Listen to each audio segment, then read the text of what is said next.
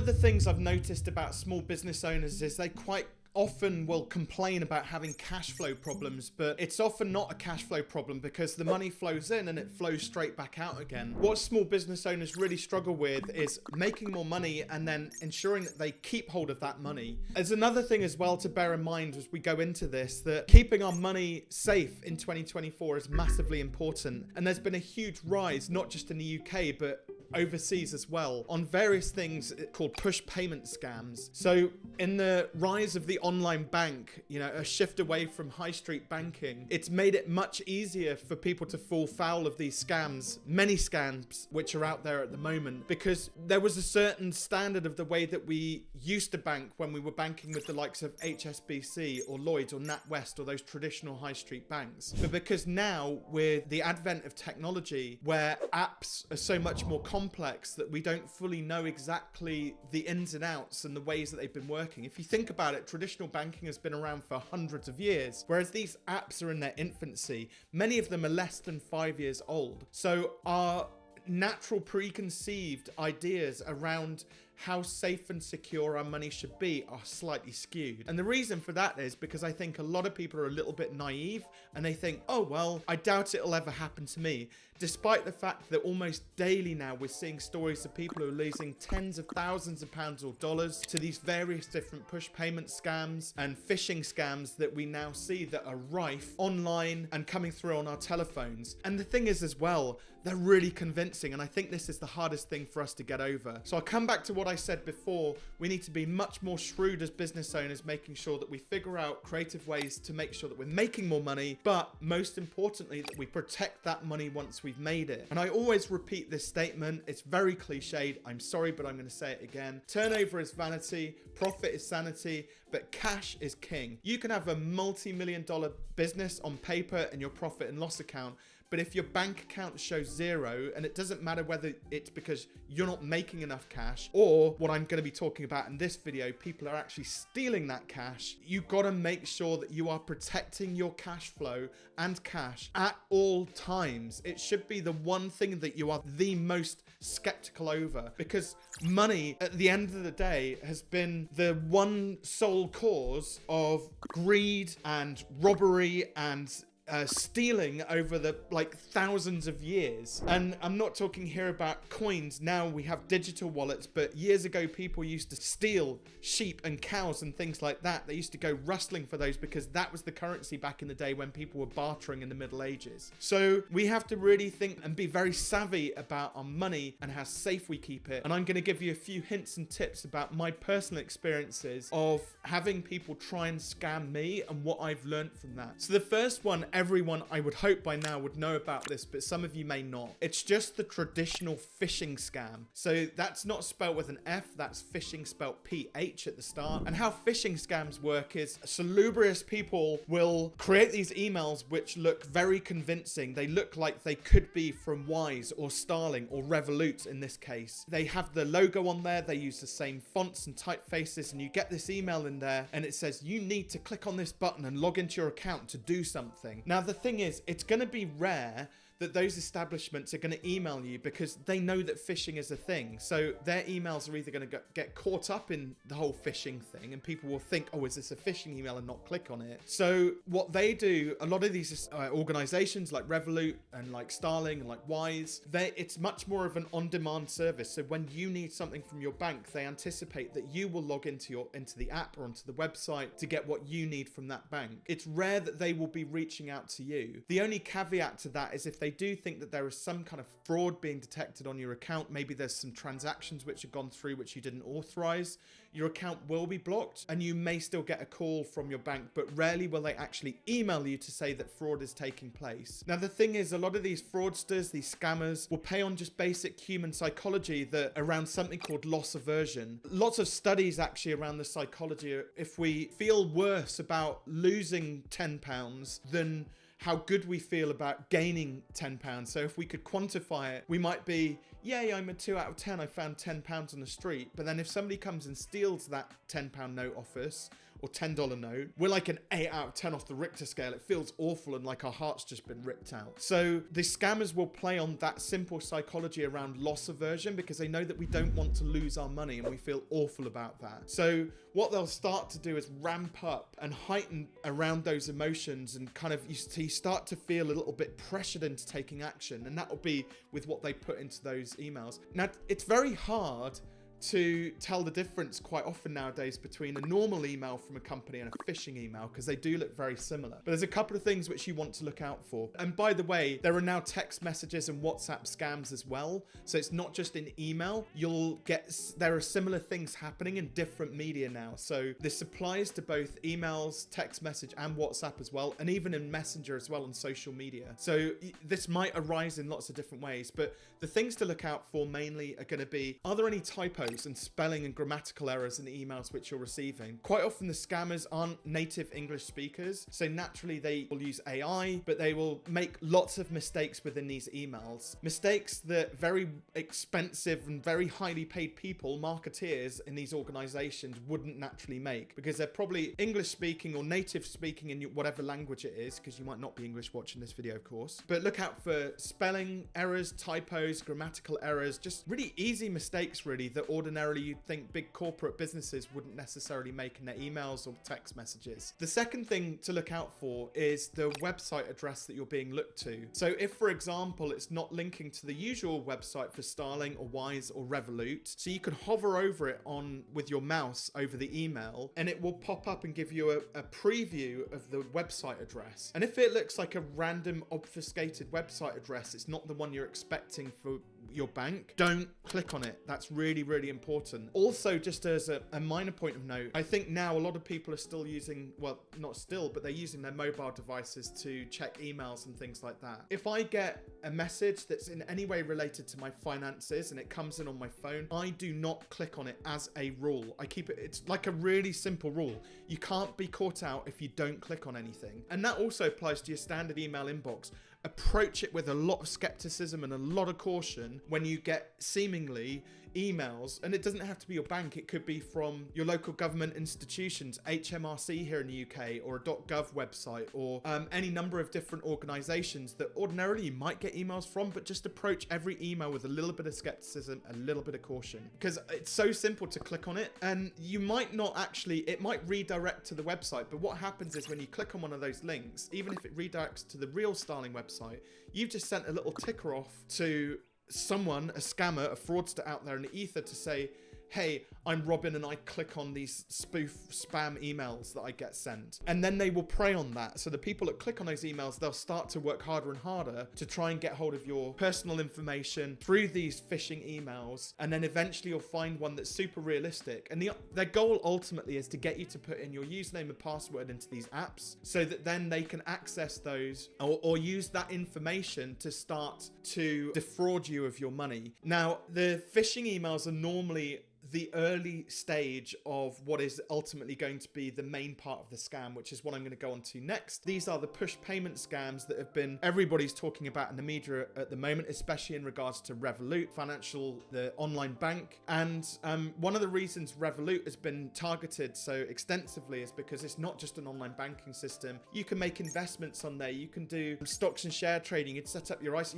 You can do all sorts of different payment transfers in all sorts of different countries. So they're kind of picking on this because there are so many different types of transactions which happen on Revolut, which don't happen on some of the other online banks that have come up in the last 5 years. So that's why they're targeting them. So how do we transition then from just a simple phishing email as a scam and then into what is now known as these push payment scams? So what they'll do is once they've got your login information, so typically here you'll have whatever your username is, whatever your password is, but typically they can't access your accounts without something called a two-factor authentication code. Now these 2FA codes are typically sent to you in an email, or you may have an authentication authenticator app, for example, like Google have an authenticator app, or some of the banks have their own independent authenticator apps, or you might have an app on your phone which is like an inbuilt authenticator code generator. And so what happens is they're now going to use the information they've got from the phishing scam in conjunction with a telephone call. These telephone calls, when you get them, so this is like the second stage now which we're moving into, the telephone calls sound incredibly convincing. And I've even had one from my online bank not less than 2 weeks ago, and I was sold on it initially because he spoke, it was obviously an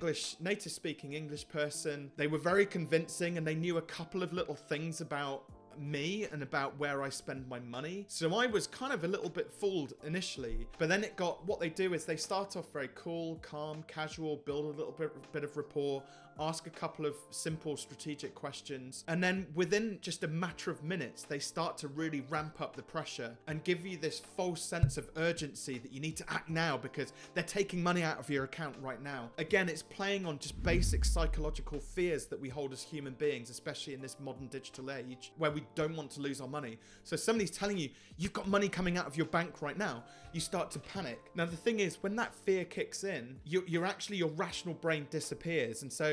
And again, they're playing on this. They want you to get into that state of frenzy so that you're more likely to fall for the scam. And so as I'm going through this process, I did have a little bit of skepticism anyway, for the reasons which I said. To be fair, another thing to look out for, when the phone call comes through, it is possible now to spoof the number so it does appear as though it's coming from your actual bank. And what I would suggest as well, or a number similar to your bank as well. So the first thing I would suggest is that if genuinely it is your bank, they shouldn't worry about you saying, actually, hold on a second, I'm just checking my security. I'm going to hang up this call now and I'm going to dial my bank back directly. If they're a genuine bank, they'll go, no problem, Mr. Wait, that's absolutely fine. You go ahead and do that. And they might give you a few instructions as to which department to ask for, or maybe even give you a reference. I've had that happen before as well. A bank has genuinely called me and there genuinely has been a fraud attempt on my account. And I just said, sorry, I'm not going to give you any personal information. I'm going to go and find the number and call the bank back. Never call back the number that appears on your phone, because most likely that's going to be going back to the scammer that's called you in the first instance. So that's just something to be wary of. But just hang up the phone the moment you get a slight bit of doubt. Hang up the phone, go and find the bank's number directly within your app or from their website, and then give them a call back. Go through the security questions and then say, oh hey, by the way, I got this call, was this you? And then they should be able to verify whether it was genuine or not. So that's a great way to protect yourself. But if you're on the actual phone call itself with a scammer, you'll start to feel this heightened, like they're trying to get a sense of urgency. The money's leaving your account. You've got to give us this information. We're going to send you a code. And that for me was the point where I was like, well, hold on a second. If it was genuinely my bank, they wouldn't be asking me for my 2FA code. That is just not something which they do. Don't ever give out a 6-digit code or any security details, especially when you get an inbound call, because the person calling you should know who you are, because that's how they've got your telephone number that's linked to that account. So don't give out your date of birth. Don't confirm your address. Don't confirm any of the transactions they're talking about.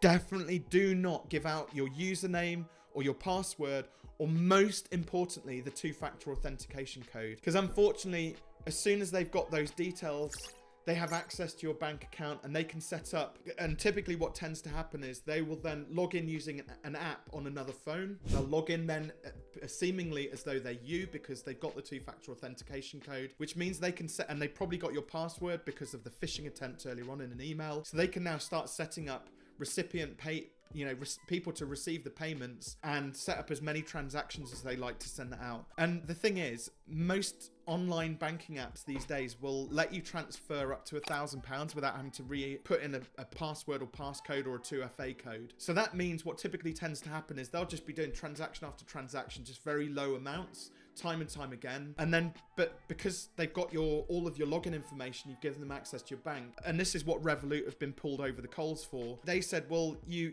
authorize the payments, that person's got your bank details, therefore it's your responsibility. Now, these banks have a duty of care, and they do only do so much. And I do think in this day and age with the technology we've got, they should get better at being able to spot any activity that's unusual transactions coming from different locations, for example, and they should be able to put a stop to it very quickly. But it seems with the push payments, i.e. where they're sending out back transfers, it just seems that they don't have the technology there to be able to pick those up, because to all intents and purposes, once the fraudsters have set up the app on their phone, it looks like they're you, just like you've set the app up on a new phone. So it's very hard. Like, if you've given away the information, some banks are better than others, but Revolut were just being very reticent about giving any money back. And typically how the refund system works with these online banking scams is that the bank who initiated the transfer has to pay 50%, and the bank that received the transfer has to pay 50% of the whatever's going to be refunded to you. And a lot of the times Revolut will only refund like a partial amount of it, up to say 60% of the transactions. So in a very short space of time, you can have your business bank account or your personal bank account absolutely wiped out and be left with nothing, with the potential that you're not going to get any of that money back. Now,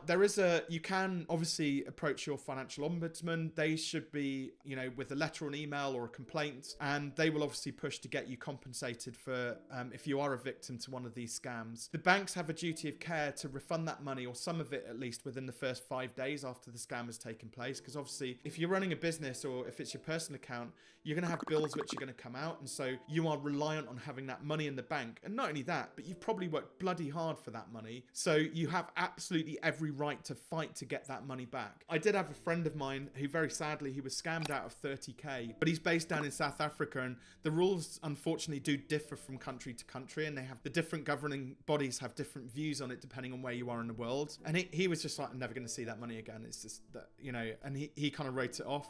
I kind of told him, no, mate, you should really fight this and really try and get your money back, because it's like you've worked so hard for that cash, and I suppose it's down to personal choice. But yeah, look out for phishing emails. If you get a weird random call from your bank, just be ever so skeptical. Don't give out any personal information, certainly not any security codes, two-factor authentication codes, passwords or usernames, because that just gives them instant access to your app. Another thing which they've also said that you should do as well on these scams is the moment they've set it up on their phone, they'll say, oh, you should delete the app because that's how they're accessing your funds. So you then delete the app, and because they've now got your passwords and things like that, when you go into, reset up the app, when you finally realize you've been duped and it's a fraud, a scam, you now can't set up your app because they've changed all of the passcodes and things like that. So as well, never delete your apps on your phone. Always keep your banking apps. That's another part of the scam. Just be really skeptical. And what I did in the end, when I realized they were asking for my 2FA codes, and I did get a couple of text messages through with the 2FA codes in there, I was like, I'm sorry, this is a scam. And I just hung up the phone.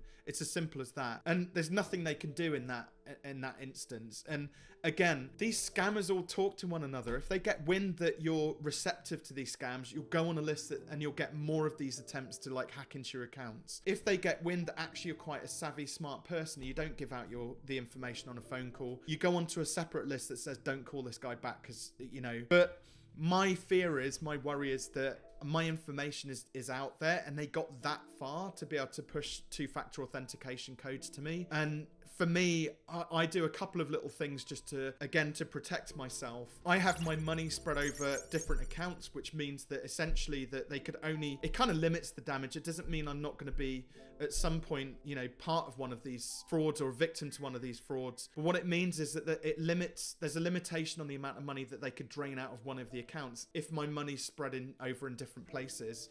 So there's a few things here which you can do to protect yourself. But Revolut, you need to do better. I think Revolut is just not justified or not right that in this day and age that we don't have the protection we deserve as consumers using these apps. We put our faith in, the technology that should be available in like 2024, 2025. And when it doesn't work and then they let us down by not refunding us, I think it's just shoddy. I think it's really awful. But hopefully through this video, we've just reduced the chance of you watching this actually becoming a victim to one of these scams. So if you've been a victim of one of these online banking scams, push payment scams, or phishing attacks, and maybe you found a unique or interesting way to protect yourself in the future, or there's something which I've missed in this video, I'd love it if you could help me and the other viewers out there watching this video. Just drop it into the comments below, and we'll make sure that we put it into the description so that other people don't make the same mistakes and fall foul of these scammers and fraudsters that are out there.